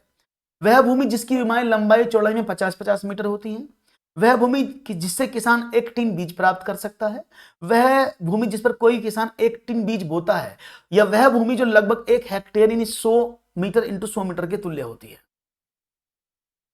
ठीक है ना। देखेंगे जवाब क्या मिलेगा। हाँ, इसको बोलते हैं लॉटरी खेती। तो राइट ऑप्शन मिल रहा है सी, जिस पर किसान एक टिन बीज बोता है। अंदाजा है कि सही है, चलो बता देते इसके बारे में, समझने की कोशिश करेंगे क्या मतलब है। लॉटरी खेती, इस प्रकार की खेती मिजोरम और झारखंड दोनों में होती है, इसी को झूम खेती के नाम से जानते हैं, याद रखिएगा। क्लियर है, कोई डाउट तो नहीं किसी को। ग्राम परिषद के में लॉटरी प्रणाली का आयोजन किया जाता है। अभी लॉटरी प्रणाली क्या है? यानी एक लॉटरी प्रणाली दिया जाता है, किसको कितनी जमीन मिलेगी, जिस परिवार को कितनी जमीन खेती दी जाएगी, इस तरह से वहां पर आयोजन किया जाता है। और उसका मानना है कि जमीन पूरे गांव की है, न किसी लोगों की। यानी यहां पर क्या होता है, यह माना जाता है कि जो जमीन है वो पूरे गांव की है, किसी परिवार की नहीं है। और यही झूम खेती का कॉन्सेप्ट है ना। इसलिए वो क्या करते हैं, वो बारी बारी से गांव को अलॉट कर देते हैं कि भाई तुम्हारा इस बार ये गांव बोएगा, लेकिन फिर गांव वालों की लड़ाई होती है आपस में, बोले तू कैसे बोएगा, मैं बोऊंगा। वो बोलेगा दूसरा वाला गांव में, तू हर बार बो रहा, पिछली बार भी तूने बोया था, इस बार मैं बोऊंगा। तो इस तरह से उनके बीच में झगड़ा होता है। इस झगड़े को बताने के लिए एनसीईआरटी में, राजेश जी अब आयोग ने दे दिया है, तो अब एनसीईआरटी में हो या ना हो, लेकिन ये सवाल सही है, 2 सवाल आए हैं, तो झारखंड का नाम भी ऐड कर लो आज से। भाई मैं तो ये कहूंगा ना, भाई हम आयोग से तो ऊपर नहीं जा सकते ना, जो आयोग ने दिया है तो उसको ही मानेंगे ना, ठीक है ना। तो उनका मानना है जमीन बारी बारी से बोई जाएगी। अब उसके लिए क्या करें, उन्होंने ट्रिक लगाई कि लॉटरी करते हैं। अब लॉटरी का मतलब क्या होता है, चिट डालते हैं, वो एक घड़े में मटके में सभी गांवों के नाम लिखकर पर्ची डाल देते हैं। एक बांस का बना घड़ा होता है, उसको हिलाया जाता है, उसमें से एक चिट निकाल ली जाती है। अब जो लोग जिसका चिट में नंबर आ गया वही खेती करता है, ठीक है ना। और उस भूमि को हम एक टीम बीज उगाते हैं, जिसमें यानी उस पर्टिकुलर भूमि में जिसको अलॉट हुई है उसमें से हम क्या करते हैं, एक टीम बीज उगाते हैं। तो इसका मतलब क्या है, इसलिए मैंने पूरा बता दिया आपको, अब तो कोई प्रॉब्लम नहीं है। इसलिए वह भूमि जिस पर कोई किसान एक टीन बीज बोता है वही खेती, वही चीज कहलाती है लॉटरी खेती, याद रहेगा। हाँ बिल्कुल, वो कोई भी पहाड़ी क्षेत्र जहां पर जनजाति के लोग रहते हैं वहां पर ये खेती की जा सकती है, क्योंकि भाई सिंपल है, जंगल को जलाकर बीज बोना है, दैट्स इट, और कुछ नहीं। हाँ, मिजोरम सबसे पहले मिजोरम को रखना है आगे, क्योंकि मिजोरम में बहुत ज्यादा मात्रा में की जाती है और झारखंड में थोड़ी सी कम मात्रा में, बस इतना से याद है। ओके, ये बता दिया मैंने। अब कोई लॉटरी खेती से सवाल आएगा तो दिक्कत तो नहीं है, मैंने पूरे एक्सप्लेन दे दिए आपको कि लॉटरी खेती कहाँ मिजोरम झारखंड में की जाती है। इसका लॉटरी का नाम क्या, अभी लॉटरी खेल रहे हैं, मतलब मटके में चिट डाल दी, जिसका नाम आया उसने उस चिट को चूज कर लिया, खेती उसको एक साल के लिए दे दी जाती है, ठीक है। इसी को चिट प्रणाली या लॉटरी खेती के नाम से जानते हैं। नया कॉन्सेप्ट था, इसलिए पूरा पर्टिकुलर एक्सप्लेन किया है जिससे कि आपको समझ में आ जाए। सामुदायिक संसाधन को प्राथमिक स्तर पर ईवीएस पढ़ाने का महत्वपूर्ण साधन माना जाता है, क्यों? यह सस्ता है, यह आसानी से उपलब्ध है, यह अनुभवों से सीखने का अवसर देता है, या इसमें अनुभवी व्यक्ति होते हैं। तो क्या करते हैं, अगर कम्युनिटी रिसोर्स की बात करें तो it's cheap, it's easily available, it's give opportunity to learn from the experiences and it's consist of experience person. तो राइट ऑप्शन क्या होगा, देखेंगे जवाब। क्वेश्चन पेपर खत्म होने वाला, जल्दी से करने की कोशिश करो, अब तो बस खत्म होने वाला। और सही जवाब मिल रहा है, बहुत बढ़िया। बहुत बढ़िया। राजेश ने कहा अगली बार त्रिपुरा पूछेगा श्रीराम उसे बताएंगे जैसे जैसे आएगा। देखो हम भी किताब के बाद चलते हैं कि जो हमारी एनसीईआरटी की बुक्स में लिखा उसी को तो पढ़ेंगे। अब जो एक्सपेंड एनसीईआरटी ने किया है तो उसको तो उसके बाद ही पढ़ाया जाएगा। अब देखो नया कॉन्सेप्ट मिला ना आपको, इसीलिए प्रीवियस ईयर पढ़ने से फायदा होता है कि प्रीवियस ईयर में जो चीजें घटित हुई है वो उन सबकी जानकारी आपको मिल जाती है कि भाई अब तो झारखंड भी ऐड कर लिया हमने, ठीक है ना। राइट ऑप्शन क्या है, बिल्कुल सही बात है, क्योंकि हमें जो सामुदायिक संसाधन है, जो कम्युनिटी बेस्ड रिसोर्सेज हैं, वो अनुभवों से सीखने का अवसर देते हैं, क्योंकि वो कम्युनिटी में रहते हैं और इकट्ठा होकर के वहां जाकर कोई चीज सीख सकते हैं। इसलिए राइट ऑप्शन, ऑप्शन नंबर 3 इसका एकदम सही जवाब, वो गलती नहीं है। बहुत बढ़िया, बात समझ में आई। एक और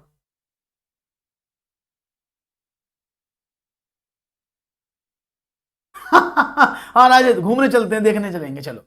Which of the following is the most appropriate policy to sensitize students towards plants and tree? ये बच्चों को संवेदनशीलता वृक्षों के और पेड़ और पौधों के प्रति बढ़ाने के लिए, बनाने के लिए इनमें सबसे इंपॉर्टेंट क्या है? लकड़ी के लट्ठों के गोदाम का भ्रमण कराना, वनों को काटने से बचने के लिए पोस्टर बनाना, वनों के संरक्षण पर नाटक करना, एक पेड़ को अपनाना और उसकी देखभाल करना। इनमें से कौन सा सबसे अधिक उपयुक्त रणनीति मानी जा सकती है? ये सवाल आपके समक्ष है और हमें उम्मीद है कि आप आसानी से जवाब देने की पूरी कोशिश करेंगे जी। तो यहां पर आपको संवेदनशील बनाने के लिए क्या होगा, तो राइट ऑप्शन देखेंगे क्या मिलेगा। और यहां पर A option, B option, C option, D option, सभी लोग आप अपने अपने आंसर ऑप्शंस को चूज करेंगे।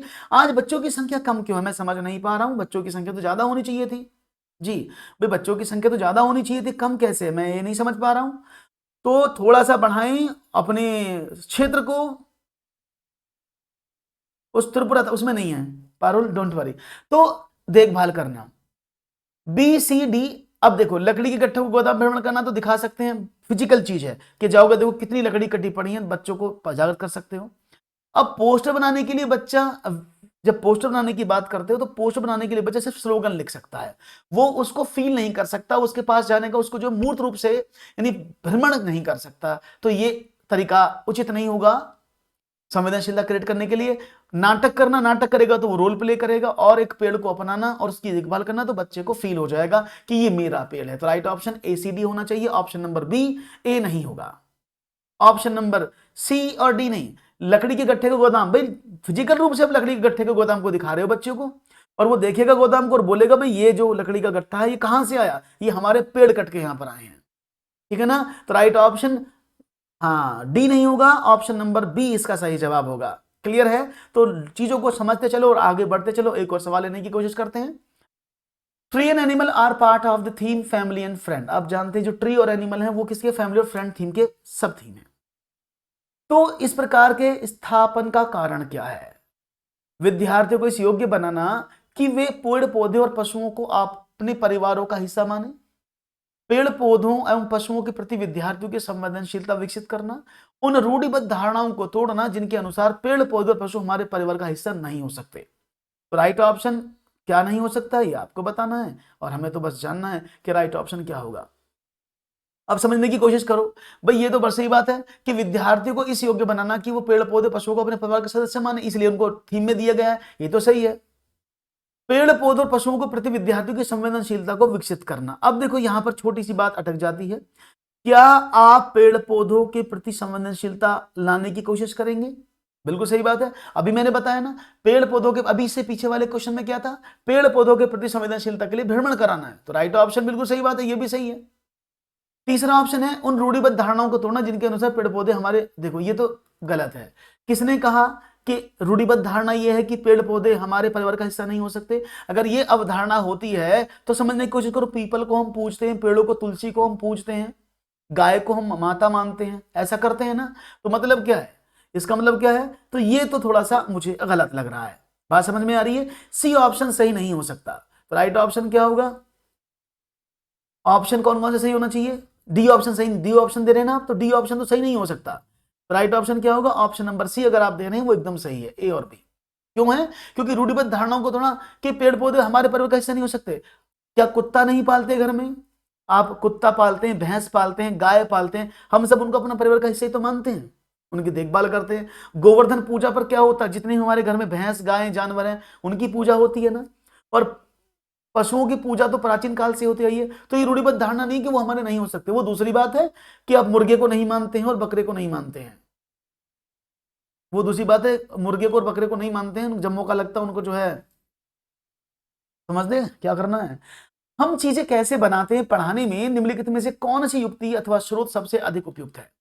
विभिन्न क्षेत्रों के लोगों द्वारा सिर पर धारण करने वाले पहनावे पर चर्चा करना, किसी ऐतिहासिक भवन का भ्रमण करना और उसके निर्माण सामग्री और निर्माण नमूनों को पहचानना, संदर्भ पुस्तकों से विभिन्न प्रकार के बर्तनों को विषयों के में अनुदेशन और खेती से संबंधित विभिन्न प्रकार के औजारों की आकृति चित्रों को विद्यार्थियों के साथ साझा करना। हम चीजें कैसे बनाते हैं? Which of the following is most able things to how to we make things, ये थीम है, हाउ वी मेक थिंग्स। और इसके आधार पर आपको कौन सा ऑप्शन सही लगता है ये आपको बताना है। तो देखेंगे आपका जवाब क्या मिलता है। बहुत ही आसान तरीका है, हम चीजें कैसे बनाते हैं इसके बारे में चर्चा हो रही है। और राइट ऑप्शन मुझे बी मिल रहा है। हाँ अभी गोवर्धन की पूजा हुई है, तो राइट ऑप्शन क्या मिल रहा है मुझे आपकी तरफ से? ABCD के रूप में। तो मुझे उम्मीद है कि आपका जवाब सही होना चाहिए। और देख लेते हैं आपका जवाब कैसा मिलेगा। और आप लोगों ने बी ऑप्शन देकर एकदम सही बताया है। अगर बी ऑप्शन दिया है आप लोगों ने, क्यों? तो किसी ऐतिहासिक भवन का भ्रमण, क्योंकि जब हम चीजें बनाते हैं तो भ्रमण करते हैं निर्माण का, तो उसमें कौन सा मटेरियल लगा है, कौन सी गुंबद बनी है, कौन सा कमरा बना है, कितना ऊंचा बना है, इन सब से बच्चों को ज्यादा से ज्यादा सबसे ज्यादा युक्ति और स्रोत की प्राप्ति होती है, क्योंकि वहां बहुत सारी चीज कंस्ट्रक्ट की गई है, तभी उनको हम देखने जाते हैं। इसलिए राइट ऑप्शन ऑप्शन नंबर 2 सबसे ज्यादा इसके लिए अप्रोप्रिएट आंसर है। ठीक है ना। अब किसी के पहनावे पगड़ी पहने उसकी चर्चा करना, वो धर्म के ऊपर बात पहुंच जाएगी, जो नहीं होना चाहिए। राइट ऑप्शन डी नहीं है Rajesh ji, right option is not D, option number 2 इसका सही जवाब है। खेती से अब देखो, आप बच्चों को हम चीजें कैसे बनाते, तो सिर्फ खेती से संबंध नहीं बना सकते, क्योंकि जब निर्माण हुआ होगा तो वहां पर भी फावड़े कुल्हाड़ी लकड़ी का हुआ होगा, इसलिए ऐतिहासिक भ्रमण के करोगे तो ये सारी चीजें उसमें कवर हो जाएंगी। ठीक है, बात समझ में आ गई राजेश जी? क्लियर है? आगे बढ़े। ओके, डी नहीं होगा श्रीराम भाई, ऑप्शन डी नहीं होगा। करेक्ट आंसर को पहचानो। अरे जवानों, ऐ मेरे देश के जवानों, जवाब को पहचानो।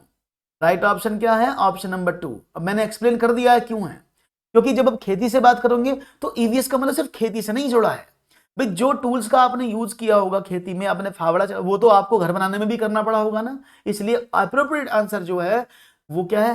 मैं भी यही मानना था स्टार, लेकिन आयोग ने इसका स्पेसिफिकेशन दे दिया है आपको। इसका सही जवाब ऑप्शन नंबर बी होगा। ऋषु,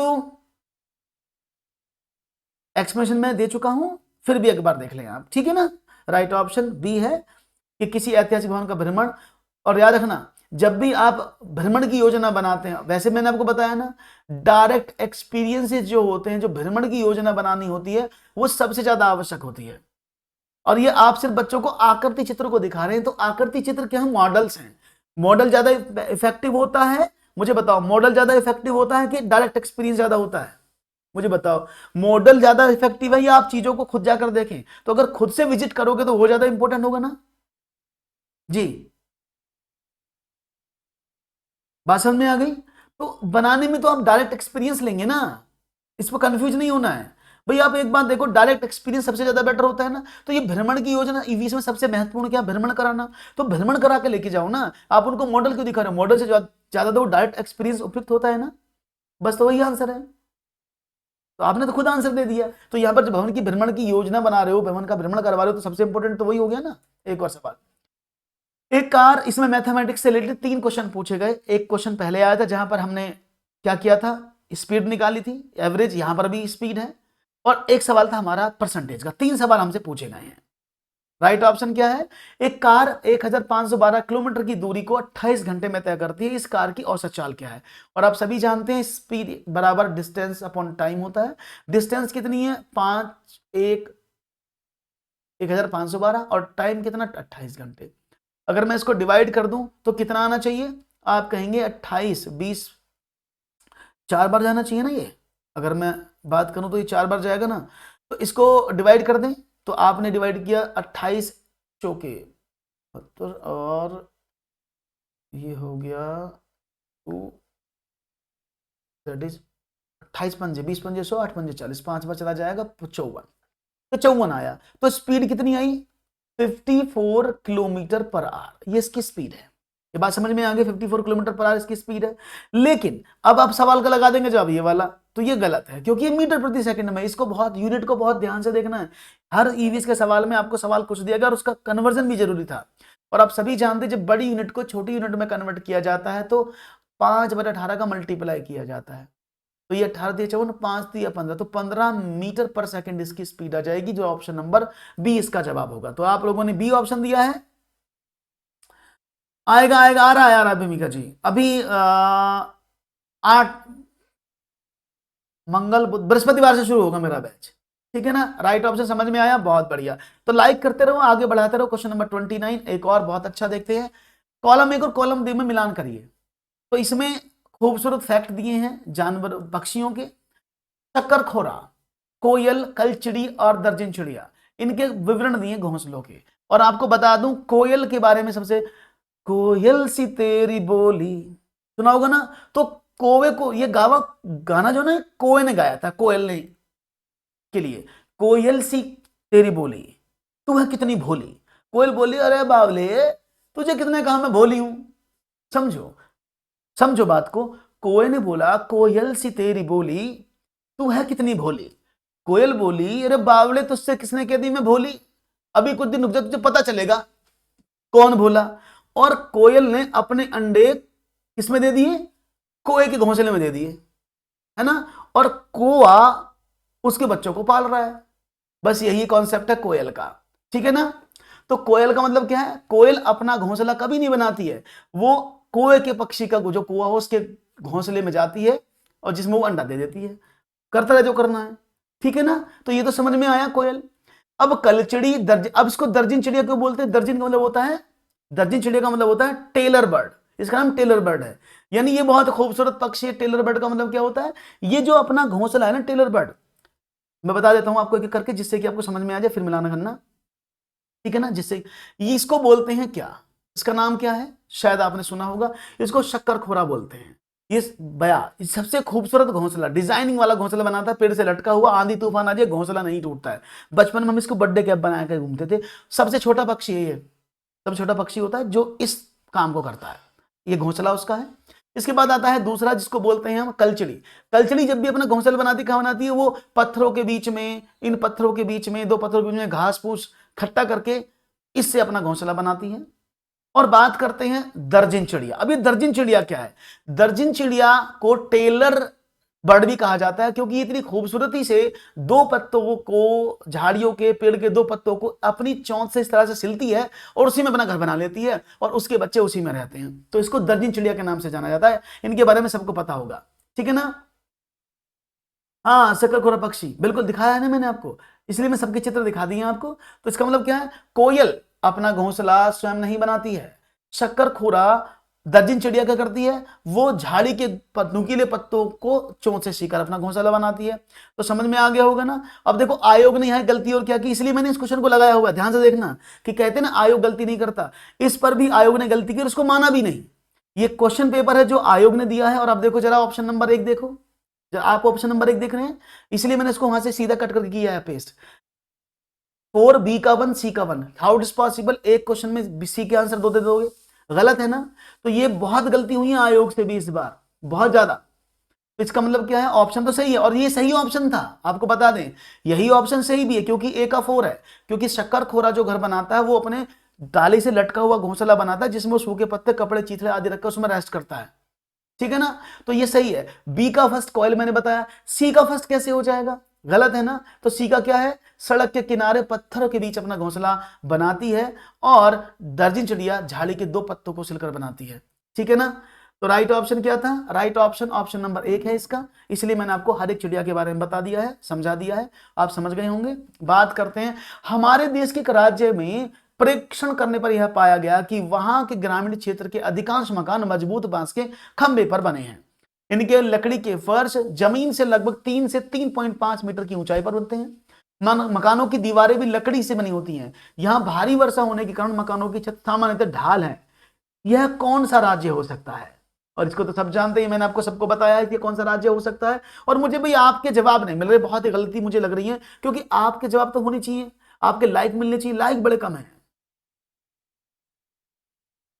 हाँ, अलर्ट रहना होगा, बहुत गलती हो रही है आयोग से, याद रखिएगा। मैंने अब आपको कितनी सारी गलतियां मैंने बता दी, दिखा दी आपको अब तक पेपर्स में। तो ये गलतियां बहुत हुई, कोई प्रॉब्लम नहीं, लेकिन हमें सही सीखना है। तो राइट ऑप्शन असम, बिहार, गुजरात, झारखंड। और आप सभी जानते हैं, मैंने आपको सबके घर बताए हैं। असम के घर कैसे होते हैं मैंने आपको बताया है।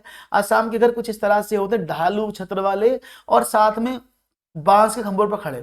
क्यों, क्योंकि जब यहाँ बाढ़ या पानी आता है तो पानी घर में नहीं घुसता, तो ये लोग सेफ रहते हैं। पानी नीचे नीचे रह जाता है और पानी सूखने पर वो फिर नीचे उतर आते हैं और घर का सामान भीगता नहीं है। बारिश ज्यादा पड़ती है तो पानी ढल के नीचे आ जाता है, छत पर जमा नहीं होता। इसलिए असम के घर इस तरह के होते हैं। तो अगर आपको समझ में आया है सारा चैप्टर, तो भाई एक बार ईवीएस बाय ललित कुमार जरूर लिख दीजिएगा, जिससे कि हम आसानी से आपका प्यार बटोरने में समर्थ रहें। शरद, थैंक यू शरद। आप तो राइट ऑप्शन समझ में आया। तो अगर आपको क्लास अच्छी लगी है तो भाई लाइक शेयर करते रहो, दोस्तों के साथ आगे भेजते रहो और डेली पढ़ते रहो। और आज से आपके लिए विशेष बातें, कुछ अनाउंसमेंट भी हो गई, उनको भी समझ लो कि भाई अभी आपको 10 बजे 10 AM, याद रखिएगा इंपॉर्टेंट चीजें हैं, 10 AM CDB के प्रीवियस ईयर चल जाएंगे। आज कामनी मैम आपको पढ़ाएंगे CDP के प्रीवियस ईयर। साथ में 5 बजे 5 PM आपको हिंदी का मिला हुआ है, आप देख रहे होंगे हिंदी के मिले हैं। और उसके बाद शाम को 7:30 पर मैथमेटिक्स के पेपर 2 का सॉल्यूशन, मैथमेटिक्स का और पेडागोगी का मैं कराने वाला हूं। तो भारी मात्रा में जमा हो जाएं और सभी लोगों के साथ जुड़ करके कहानी को पढ़ें। तो चलो, बहुत धन्यवाद आप सभी का जुड़ने का। और अगर आपको अच्छा लगा हो सेशन तो लाइक करके दोस्तों के साथ शेयर करते रहें। कल सभी लोग अगर एक एक बच्चे को भी लेके आएंगे तो संख्या 100 पार हो जाएगी। और ये कौन मेरे साथ इस मुहिम में जुड़ा है कि बच्चे 100 तो कम से कम करनी है ना। तो जरूरी होना है ना, तो कोशिश करें सभी लोग बढ़ाने की, आगे बढ़ने की। ठीक है ना जी। किसी का डाउट हो तो पूछो, बताइए। रिशु क्या पूछना चाहती हैं। कल संडे में ऑफ होता है राजीव जी, संडे में ऑफ होता है, संडे में क्लास नहीं लेते, संडे में बहुत सारे दूसरे काम हो जाते हैं। तो नाइस क्लास, सबको अच्छा लगा जी। रिशु बताइए क्या कहना चाहती हैं, रिशु कुछ कहना चाहती हैं, उनकी बात मुझे सुननी है। 1 मिनट रुकिएगा। हाँ रिशु बताएं क्या है आपकी समस्या। बाय बाय, बस बाय करने के लिए बोल रही थी, आपने तो बाय कर दिया। हाँ, ज्यादा समय लाइक जरूर कर दें। तो चलिए भाई, थैंक यू श्रीराम, सभी को मेरा धन्यवाद, शुक्रिया। नहीं, वो तो टाइम चेंज नहीं होगा रिशु, वो मजबूरी है, वो मैम से आप डिस्कस कर लीजिएगा एक बार, ठीक है ना। चलो तो दीजिएगा इजाजत, थैंक यू वेरी मच, नमस्कार, take care, have fun, have a good day. Paper एक का मैथ कराऊंगा दोबारा से, डोंट वरी, फिर से कराऊंगा ज्योति, डोंट वरी, ठीक है ना। तो चलें, बाय बाय, टेक केयर, नमस्कार, जय हिंद।